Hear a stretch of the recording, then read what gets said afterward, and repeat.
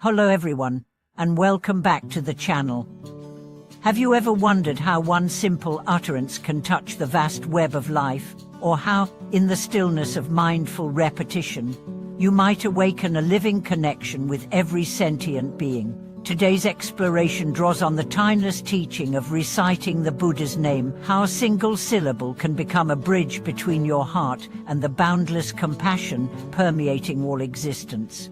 In this video, we will uncover two transformative truths. First, why the vibration of the Buddha's name carries both protection and liberation, and second, how you can make this practice a living, resonant presence in every moment of your day.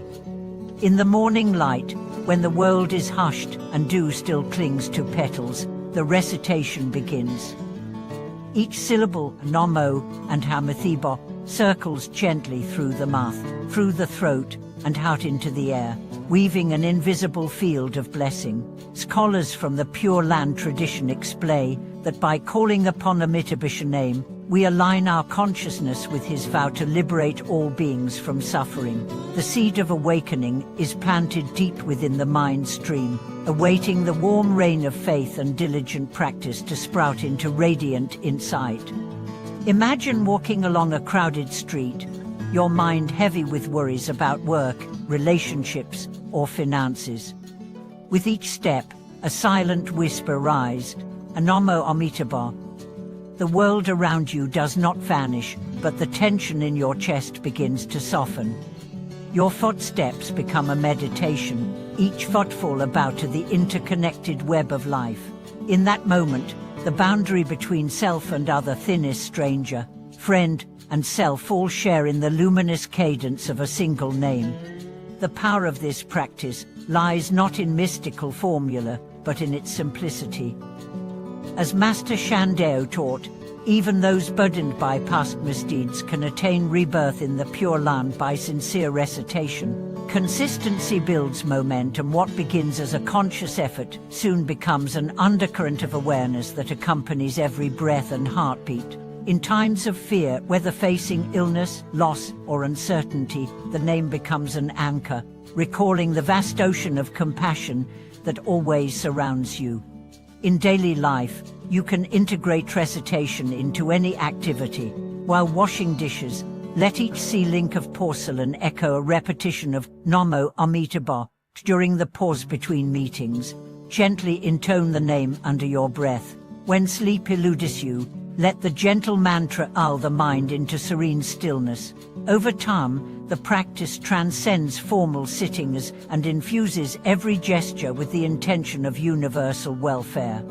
Building on the tender resonance of a single syllable, we discover that reciting the Buddha's name is also a doorway into the living tapestry of our own heart. Each time Namo Amitabha arises, it shines its light into the quiet corners of doubt, fear, and distraction, revealing a hidden spring of trust. Some practitioners describe it as feeling the pulse of the cosmos within their own chest, as though the universe itself is gently breathing alongside them. Imagine, for example, a teacher in a bustling city school, stressed by exams and the ceaseless demands of lesson planning. She began each day overwhelmed by the weight of expectations. One afternoon, she noticed a group of sparrows gathering on the playground fence. Struck by their effortless harmony, she paused, closed her eyes, and silently intoned the Buddha's name. In that stillness, she felt her shoulders soften, her mind settle, and her heart reconnect with the simple joy of being alive. Thereafter, she wove recitation into her classroom routine, inviting students to join her for just a moment of shared silence before each lesson. Not only did her own stress diminish, but the children's restlessness calmed, and together they discovered a fresh atmosphere of mutual care. On long journeys, whether by train cutting across vast plains or on solitary walks through ancient forests, the name becomes a constant companion. One pilgrim, traversing the old pilgrimage routes of Japan, found that repeating Namo Amitabha at every shrine and spring created an invisible thread linking sacred sites with ordinary pathways. With each repetition, His sense of separation melted away. The sacred was no longer out there, but alive in every walk, every leaf, every passing stranger. In moments of sorrow, when illness strikes or farewellers loom, the practice takes on a luminous quality.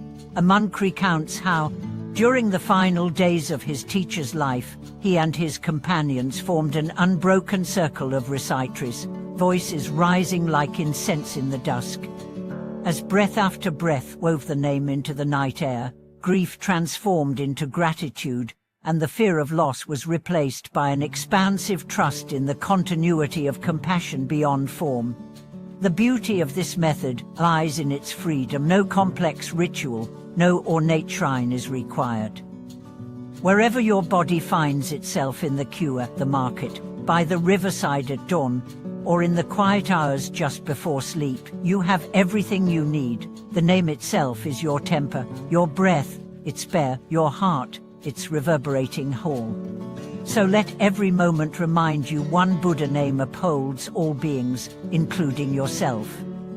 May this simple practice become the ever-present song of your life, guiding each thought, each feeling, each step toward the bright horizon of awakening. Thank you for watching this video. May Namo Amitabha echo in your heart throughout every sunrise and sunset, and may it awaken boundless compassion in every being.